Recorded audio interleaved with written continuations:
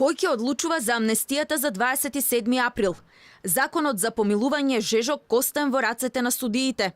Председателката на судечкиот совет Добрила Кацарска на најголемиот судски процес за собраниските настани одбила помилувањата да бидат под нејзина надлежност, па затоа до крајот на денот председателот на Скопска единица ќе одреди дали по барањата ќе одлучуваат тројца судии од кривичен совет или судечкиот начело со Кацарска.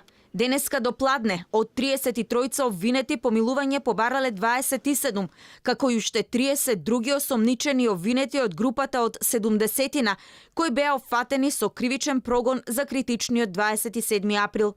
Но дилемата кој ќе биде надлежен да одлучува по жалбите не е единствена. Нема одредено ниту кој ќе ги испраќа барањата до обвинителството кое мора да даде мислење по секое барање.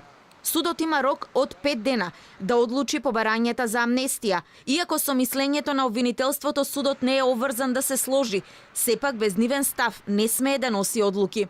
Освен барања за помилување, до судот стигнале известување од обвинети дека одбиваат да се повикаат на законот за амнестија и бараат да им се суди до крај.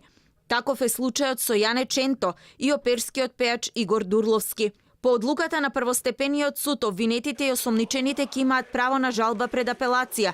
Рокот да ја обжалат одлуката е 3 дена, а исто толку рок има и второстепениот суд, конечно да пресече дали некој ќе биде помилуван или не.